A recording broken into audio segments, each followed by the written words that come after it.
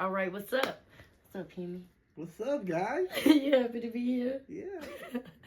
Okay, so listen, I've been wanting to do a podcast for a long time, okay? There's a couple people in my life that I've been wanting to do a podcast with, and then I decided like I was going to stop waiting for other people, and I was just going to do a podcast myself, and I'm steady. I got a YouTube, and I've changed over the name multiple times and all that, and today, after making a little video with him earlier, I realized, why would I not just do it with you, him? Because you're always here. He's always here anyways.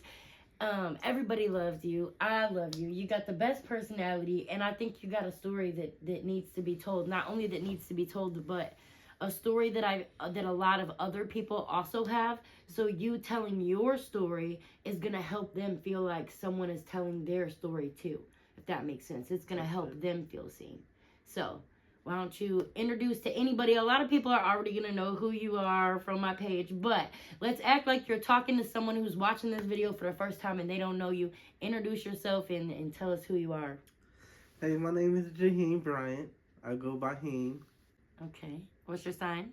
A Leo. Big Leo over here. Okay. Okay. And Heim, you're my brother, right? Right. But you're not really my brother, huh? You're a type shit. You type shit.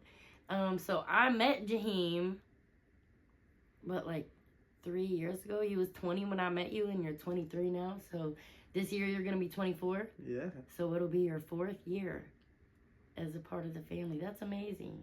God is good. Amen. Amen. Yeah. So where you were born? Elkhart. Elkhart, Indiana. Shout out 574.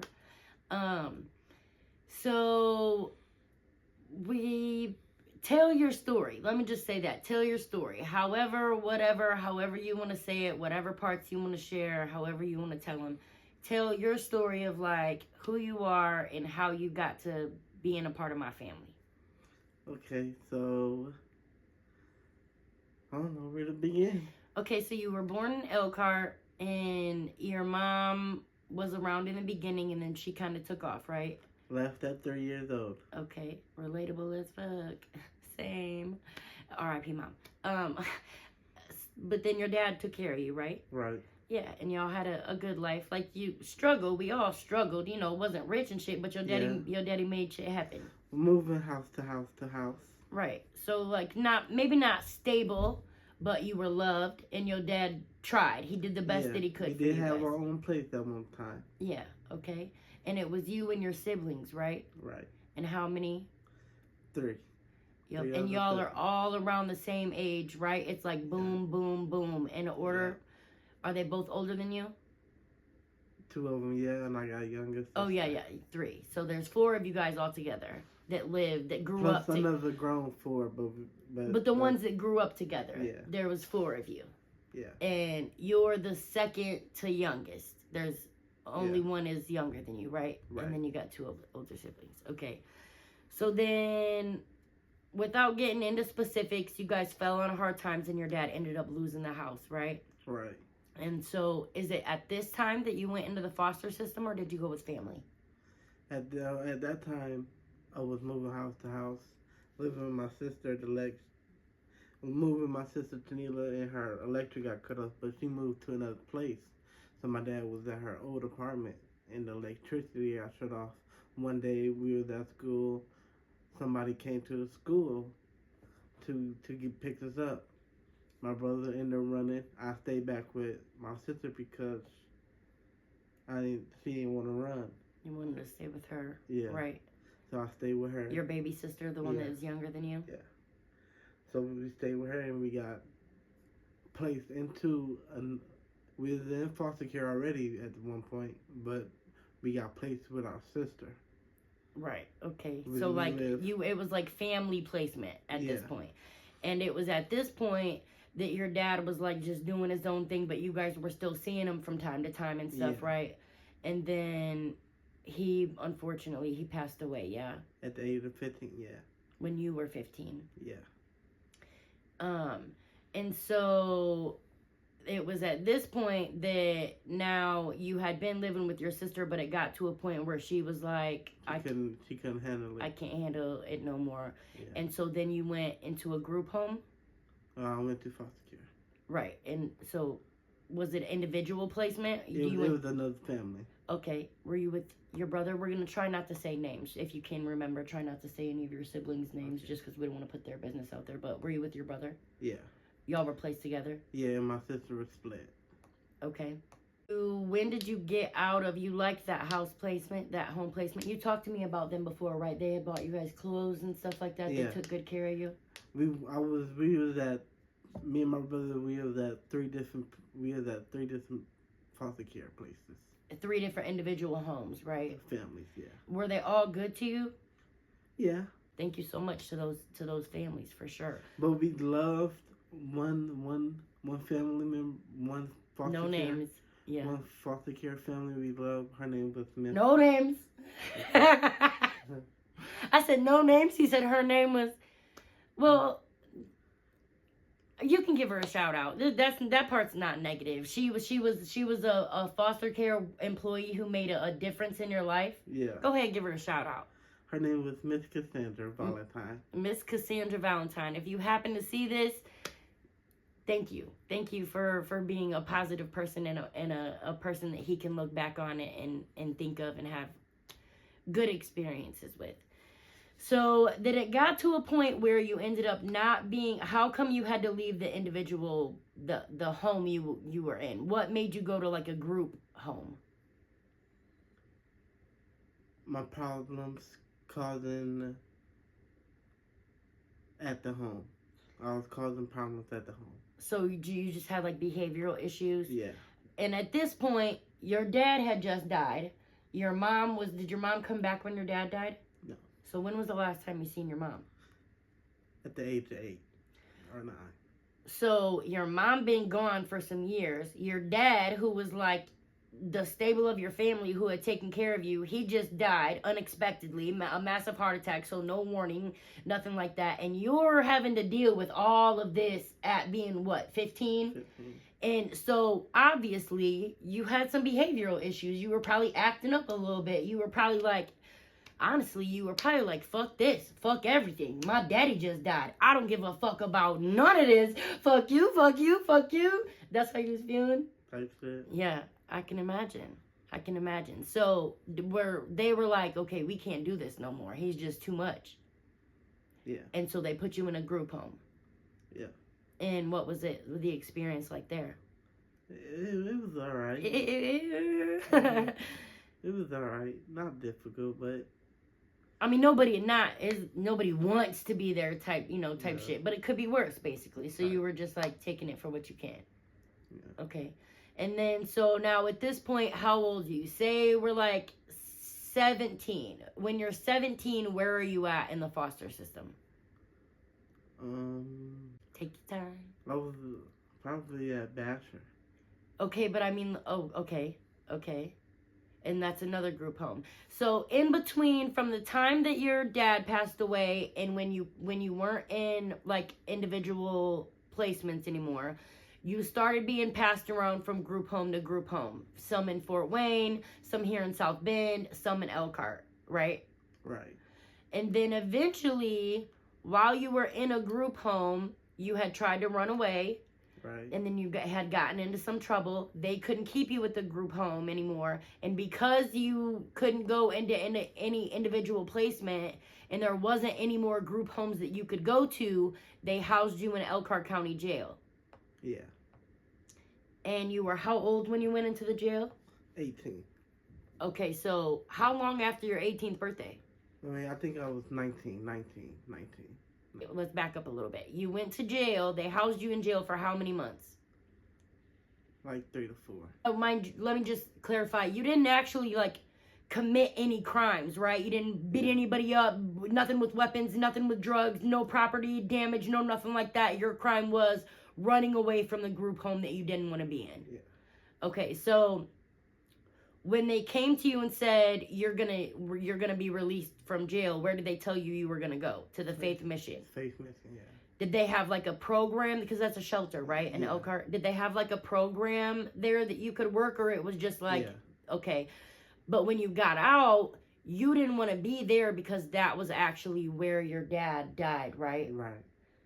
So his father, who, you know, we mentioned had a heart attack when he was 15. He was living in the Faith Mission in Elkhart at the time. Shout out Big George.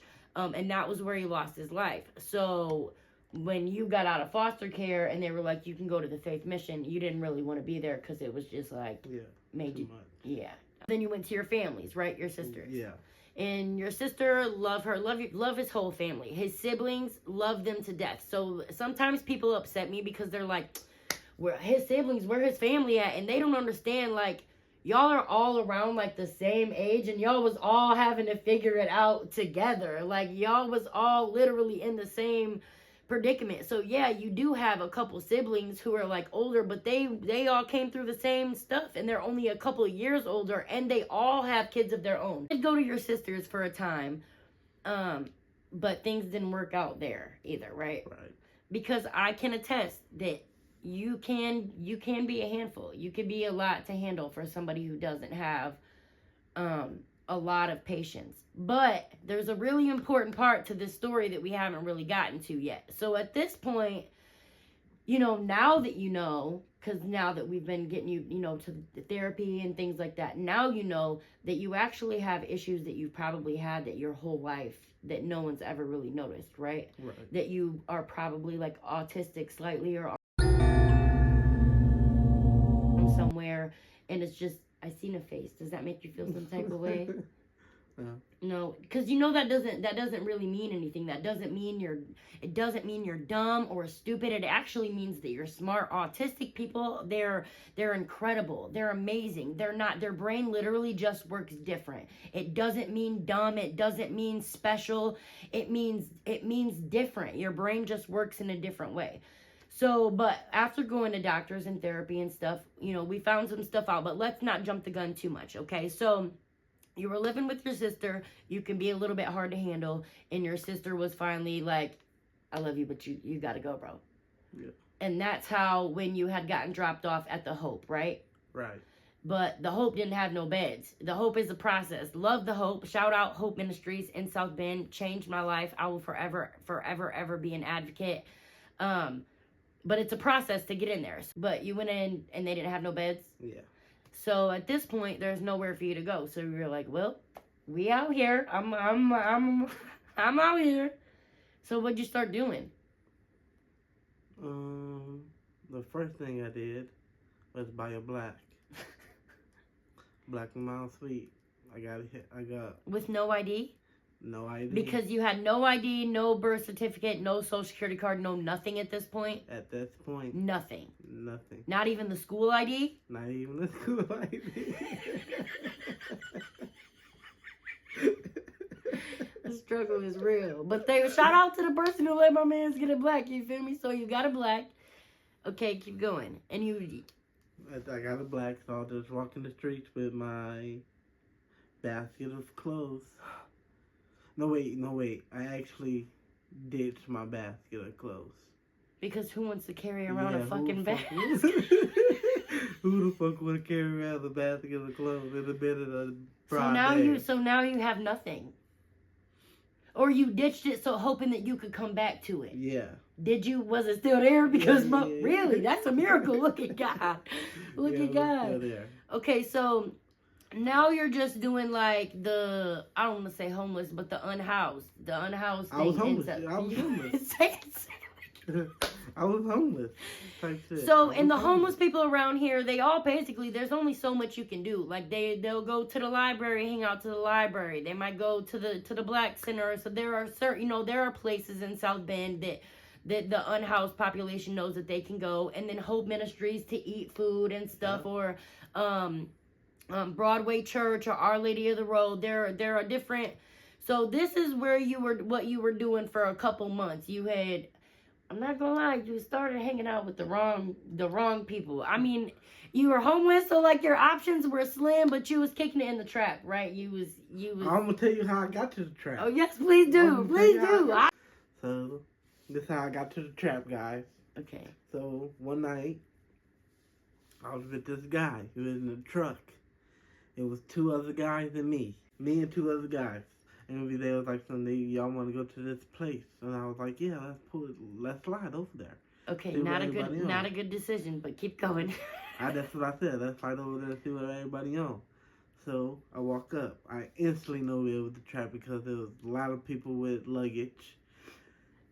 A lot of people doing all sorts of stuff like crack, meth, heroin. People cooking up in the kitchen. That is indeed the trap. If you've never been to the trap, that is the trap. People getting fucked. I hear noises. People ain't getting fucked in the room. Yes. That is and by everybody definition else the just trap. hanging out in the living room like Like it's normal. Like it's a Tuesday. Like. So that's what I walked into. So the lady of the house, her name, I can't say her name. Good job, good catch. I can't say the name. Good catch. But it was the lady a lady owned the whole entire house, and she was getting used to partake in crack, heroin, meth, etc. Right. All the stuff. And she was paying the bills. She was doing that. All that. The addicts were taking advantage of her, basically. Yeah. But they were keeping her high. Keeping her high, hoping her with rent and stuff like that. Right. Yeah. Okay. So they can live there. Right. Yeah. This is a common type of. So at this point, I knew where the house was every day. It was a place I can hang out. It's a place I can get money. It's a place I can smoke blacks. Get out the weather when it's raining. Get out the snow. Spend a night. Might even be able to eat a little bit. Motherfuckers come back with a little piece of food and get. Broadway helped out a lot. You can actually shop in there. I know. And bring back food and stuff you can eat. Yeah. So then, this is around about the time that me and Heim's paths would cross. So at this point in time, I am working overnight security at the Weather Amnesty in our shelter here in South Bend. I'm the only female overnight security guard on the staff. So Weather Amnesty runs from the cold months, from October to I think beginning of April. And it's only open in the nighttime from like 7 p.m. to 7 a.m. or 8 p.m. to 8 a.m., something like that, but only the nighttime so that people can get out of the elements at night because we live in Indiana, lake effect snow, we'll get an Arctic blast, a polar vortex. People have literally frozen the streets.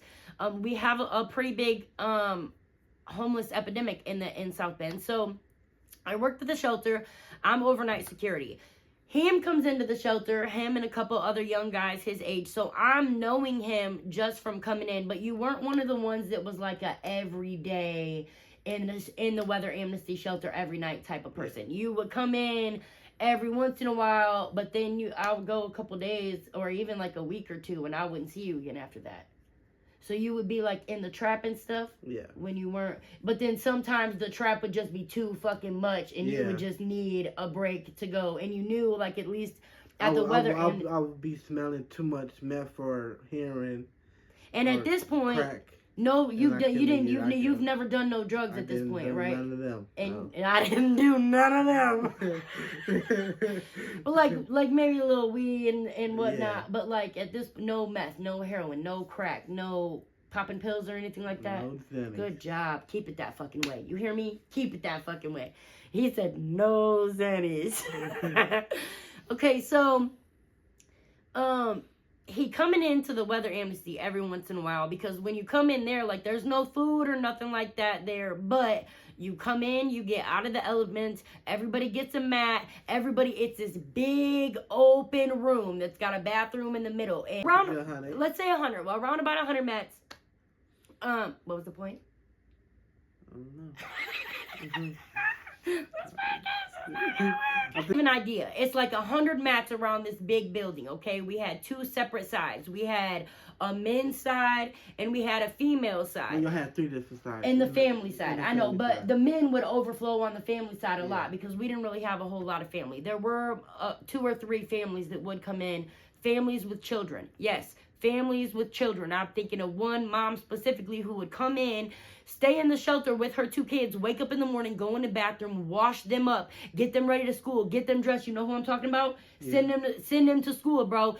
Anyways, so we got multiple sides. It's a big room. They didn't get no food or nothing like that. There's not a TV. There's nothing for them to entertain themselves. Some of them got phones and all that. They come in, they wind down, they lay down on their mat, they go to sleep. We got security because obviously stuff pops off. You know, fights happen, things like that. So I see him every once in a while coming in. He is one of the people that I know is gonna have my back. Like, how do I explain this? So I'm the only female security officer there, right? I'm there because I can handle myself. I am fully confident in my ability, but I'm also only one person. So at all times in this situation, I am always thinking, if something pops off right now and I get outnumbered, who are the people in the room who are cool enough that they're gonna help me? Jaheim was always one of them. I always knew if some shit popped off, him and the group of boys that he hung out, or young men that he hung out with, were 100% gonna back you up. Yeah, for sure. 100%. Yeah, so I knew him, you know, just as JB. I really called him JB then. When I found out his name was Jaheim, I loved the name Jaheim, so I was like, I could call you Heim, and he's like, yeah, people call me Heim. So ever since then, I'm never... family members, go here. From jump, I knew we was gonna be family. From jump, I knew we was gonna be family. Because JB is just so...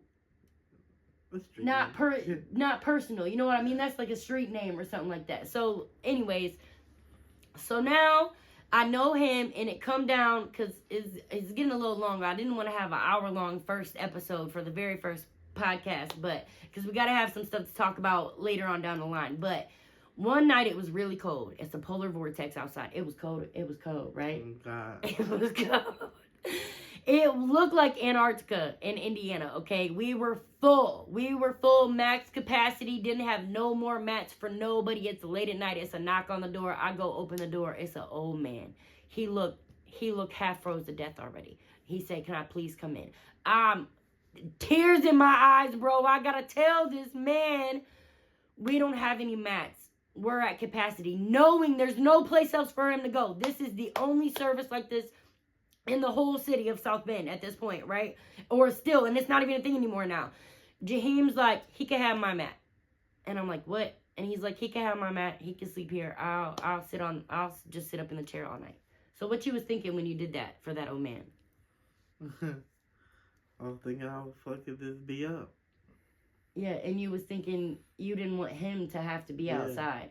And you were like, well, I could lay on my mat and go to sleep, and he'll be outside and damn near maybe die. Type shit. Or I could just sit awake and just lay awake all night and not sleep, and this dude could come in. So as the day goes on, this what he does. I allow him to do that. Technically, it's breaking the rules. I'm not supposed to do that. It's only supposed to be one person per mat, but fuck the rules. These are human beings. So I let him come in. Jaheim gets a chair. I'm sitting up all night anyways, all night long, because I'm security. So I'm sitting at my table in the middle of the building, literally keeping an eye on everybody, making sure there's no issues and everything. So I got my phone. I'm watching Netflix. I got some drinks, some snacks. So I tell him, come over here, sit with me. Ain't no sense in him sitting over there in the corner in the dark when I'm literally sitting here on my phone and shit anyway. So he came over, and then I walked to the gas station and get you some snacks and something to drink. I think so. Because that's the type of person I am. You was good to me. So he sat up all night. And the next morning I start waking everybody up and, you know, cleaning up the mats and stuff. And Jaheim just there probably helping me, you know, pick up the mats, wipe the mats off and stuff. Mopping the floor and shit. Yeah. Yeah, that's something. And I started thinking, like, to me, I didn't really know about the trap at the time. So in my head, I'm starting to think, like, he's been awake all night long just like me. But the difference is, I'm about to go home and go to bed. And he don't got no place to go home and go to bed. If he did, he wouldn't fucking be in here all the time. So I think I asked you, like, what are you about to do? And you was like, shit, finna go to the library or walk around. You didn't even say I'm gonna go to the trap and go to sleep. He was like, I'm finna probably go to the library, go walk around. And I was like, okay, well, be safe because I'm an employee. It is not company policy to do anything more than exactly what I am doing. Make sure people are safe while they're there, wake them up, kick them out, secure the building, leave and go home. That's my job description. So he go about his business, I go about my business. People are starting to filter out. I cannot stop thinking about it, bro. I cannot stop thinking about it. This young man just did a selfless act. He didn't have to do that. He did not have to give up his mat so this dude could come inside and be inside. And how is he going to get rewarded for being a kind person He's gonna be up all night, out in the cold, walking around at the library, tired, bro. I was tired. It was 7:30 in the morning. I had been up all night and I was tired. I knew he was tired. So I was like, hey, you wanna come over with me? Did I say yes? You didn't say yes. He was like, you for real? You dead ass? And I was like, yeah, like don't tell nobody. And I told you to walk to the gas station, right? Because you can't just get in my fucking car. So I was like, go walk to the gas station and I'll pull over there and I'll pick you up. And I pulled up and I picked him up. And we're going on 4 years. Now, this is not the end of the story. This is damn near just the beginning. Because this was not the end of your struggles. Definitely not. But God does not make any mistakes.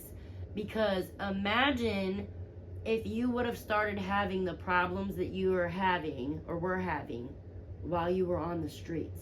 You would be in jail. 100%. I bailed you out of jail 3 times. So you'd definitely be in jail. So yeah, there's a lot more to the story. I hope you guys tag along. Me and Heim are going to start doing this on a regular basis, and I think we are going to branch out eventually, and I would love to, once I get a space, like an actual podcast space with the room and everything that I need, I would love to be able to, you want to interview some other people who have lived, lives like us, some traumatic, messed up lives, talk to other people who aged out of the foster system and like really shed a light on because a lot of people, there's comments on my Facebook right now talking about I had no idea that they housed people in jail, and then there are other people saying same thing happened to me, they put me in lockup too just because I didn't have no place to go, I didn't break no laws. So we got a lot to talk about, and I see a lot of potential. I really wanna dive deeper into a world that I feel like a lot of people just try to bury. You want to unbury it with me, Heim? Yeah. Let's unbury it. Thank y'all for coming. Have a great day. Bye.